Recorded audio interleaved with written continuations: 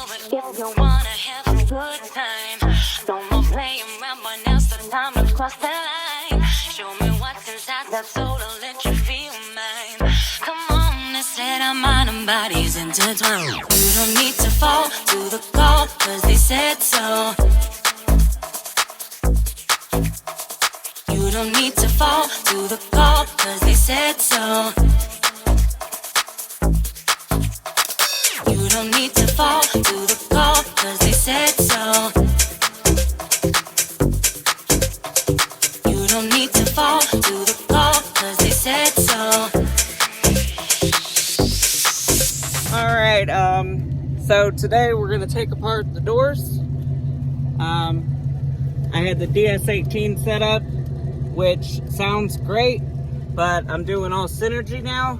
So we've got some Synergy 8s we're going to put in there, some other things, some Synergy tweeters, and we had some clearance issues we've got to correct.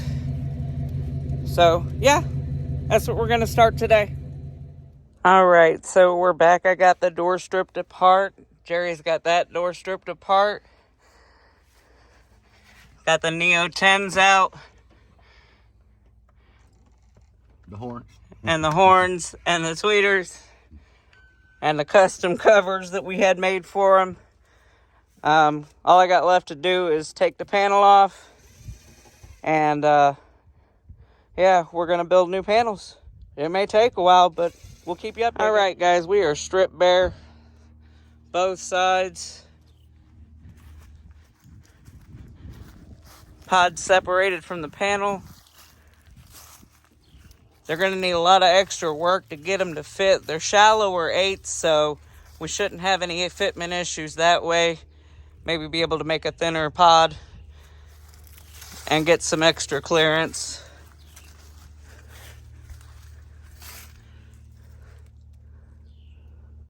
Alright guys, so after we did some test layouts with the 8, we do know that all 4 of them will clear and be able to take out this corner here, which impairs me from having good seatbelt clearance.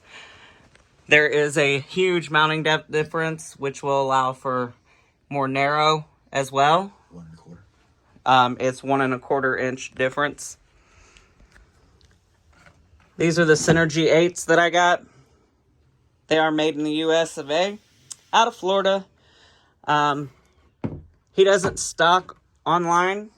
You do have to special order them for 8s and 10s, but he carries the smaller ones. This here is the Synergy tweeter. It is a hybrid kind of tweeter, like a little mini horn.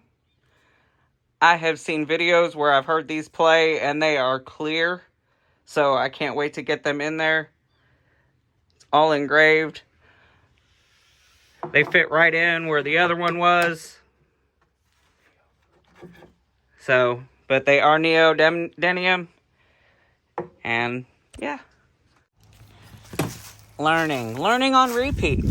So what he's done since I shot the last video is found center.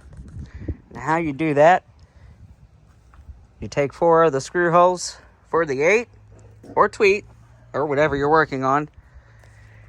Straight edge from one end.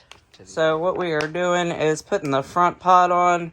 We're using a little hot glue With my cordless glue gun. to get it to touch the already fiberglass frame. Unfortunately, I didn't put any video clips of that up, so you guys didn't see the whole door pod taken apart. I do have some video. I'll throw clips in.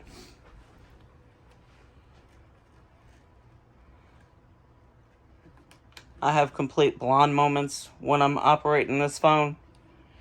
And I shut the camera off a lot during recording. As well as do not speak fluidly and don't want y'all to hear all that. So. Okay, I think that's... Alright. I got a good bead of glue there, down here, and here. So now... So we're going to come back and we're going to put little wooden blocks underneath certain areas that don't touch to give it reinforcement. As well, it'll get hot glued in. but you can see you just want to get it in there. Get it to where it creates a seal and holds it stable. And Jerry's very proud of his hot glue gun. He's had it a long, long time. Cordless, baby. Or cordless, sorry. Alright, we'll be back. Alright, so we've got different dowel rods. Cheap dowel rod, it's cheap. What we're doing is we are taking them, lining them up, Marking with a pencil. and then grabbing just whatever cutters. These are a pretty beefy set that he's had for a while. It cuts, it falls.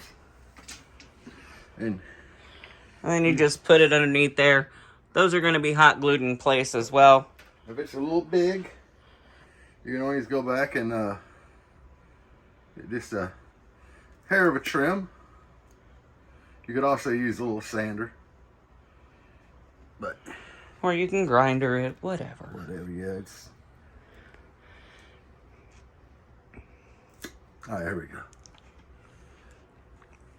He just wasn't taking enough off the first couple of times.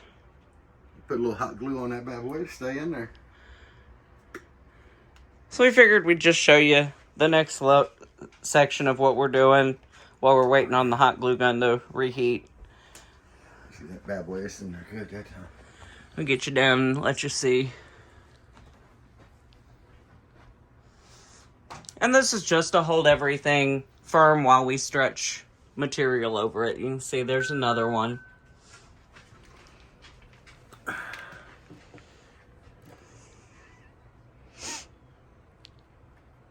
And you just work your way around wherever you can fit one till you're done. We'll be back. All right, and we are starting panel number 2. Basically all we're doing is getting them lined up, getting the dowel rods in, getting everything going that way before we wrap them in fleece, which we'll try to at least get one in the video. Excuse the bastard in the background. He's got a big mouth. But as you can see, he's coming in with hot glue, and he is attaching all the touching areas. Yes, we went over that before, but let's highlight it again. When you hot glue your front to your back, make sure it touches. Hot glue for days. Now, the wood you see underneath is not part of the panel. It's just what we're building it on. Ours are going, or not ours, these are going on factory door panels. So that I don't lose the comfort of having a factory door panel. Whatever, you'll see it when it's done. And we are moving right along. If you're wanting to know, that is a Boswick Thermo brand. I think it's called a Thermo Grip. They don't make them anymore. I did look up for you guys on cordless hot glue guns for those of you interested. They make them now that take like 20 volt chargers. You can get any kind you want on Amazon. So they'll run like your cordless drills and stuff. But, yeah. Mine, I had to sit on the base to heat it up, and then I get a few minutes of He's had it a long time, though. good working time with it. Over here, it didn't quite touch. He went back in with a sideways dowel rod and hot glued around it That way it's all touching. to make it fit. Everything needs to touch for stability. So, yeah. Stretching the fleece. Try to get it tight, no wrinkles. So, all right. I wanted to go over with you guys the kind of fleece I use. Cheap, $2, 33 cents. I don't buy it by the foot. I buy the whole blanket. It doesn't matter what it looks like, what colors. Once it's on there and everything is covered in paint, you ain't going to see it anyways. Don't buy anything more plush than this. It won't work. We're going to go ahead and just give this a look-see. Because y'all know what I went through doing my doors when I got that really fuzzy fleece. So this is a cheap thin blanket. And you can tell it's got some good stretch, which is what you want. Try to get the wrinkles out.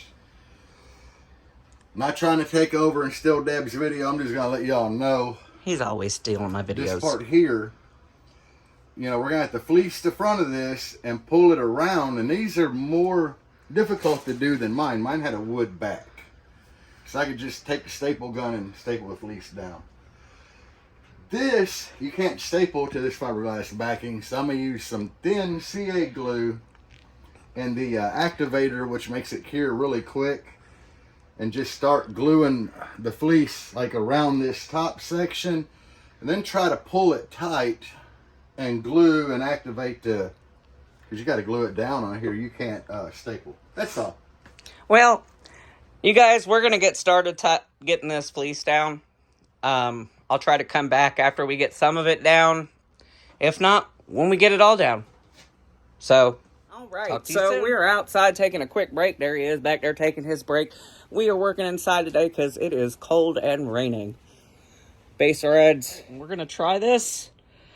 I don't know how well it's going to go. You don't want to spray too much in front. Right. Because it's going to harden as soon as I put it on there. And we want to make sure the wrinkles are out before we harden. Okay, so I'm a terrible camera person when I'm trying to do this, but bear with me. That ought to go on its own. You had so much... Sorry. I say sorry a lot, guys. I guess it's part of my anxiety or whatever. Childhood self-esteem. Whatever.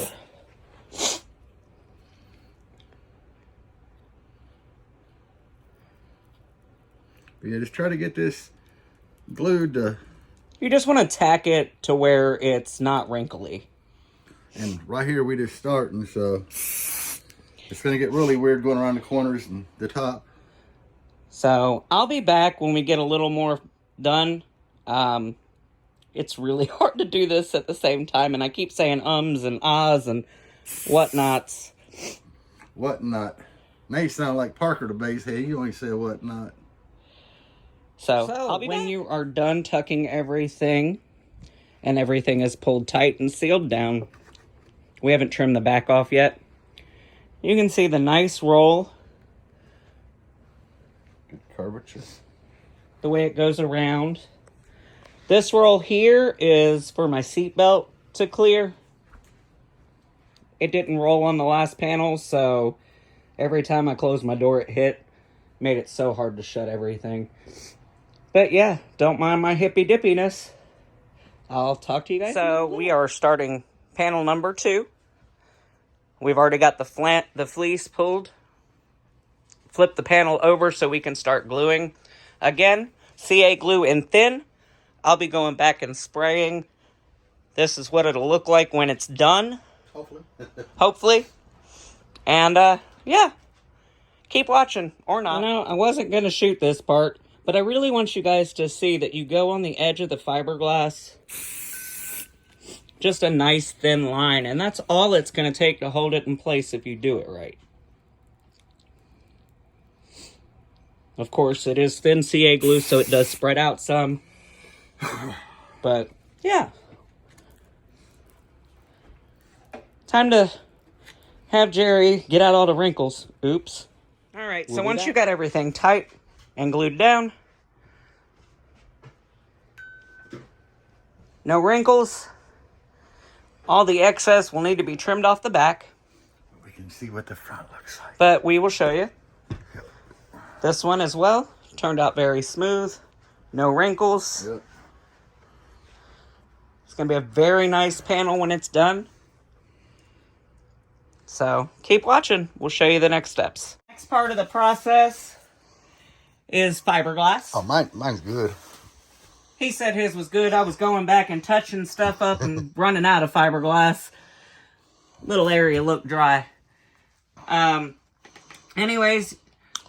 Be sure you hit these, like, the edges where the fiberglass touches the wood, because I will be going back and cutting along that edge to have an all wood front. Everything you see that is not covered in fiberglass is where the 8s and the tweeters go. He drew lines this time, which helped me. If you have to do this work in your home, I recommend a drop cloth. Definitely, like... Especially if you're me and you drop more than you use. So, anyways, guys, this is where we're at. This is how the day's going. We'll get back to you. Bye. All right, so we're on another break. We're waiting on fiberglass to kind of set up. We have a control cup to see how things are going. It is still kind of rainy, miserable, but at least it got up to 52, which is better than I've seen all week. We'll keep you posted. We're back. We've dried a little bit, not a lot. It is a cold day out, which does affect drying times. Also, how much catalyst he put in affects it. So it is still setting up. We've pretty much considered today mostly a wash outside. It went from a light sprinkle to full-on rain. So, yeah, I guess we are gonna let this dry and come back. All right, so I'm in the husband's tool shop. We just got back from telling you that, yes, they're still drying. The whole house smells like fiberglass. To me, a funeral home. My mom worked in one, so love the smell. But look, G2. We're getting ready to head out into town and then check them when we get back. So, good morning, bass heads. We are dry, a little taggy, or not tacky, my bad, but a little stiff. The next process we'll do is we'll flip them over, and inside we will put down chop mat and more resin to reinforce and make sure everything is good. Now that the sunlight's kind of peering in, you can see where it's going to get cut out and where we fiberglassed up to. So, yeah. Hope you enjoyed the video. If I don't get to go any longer today, if not, we'll see you then.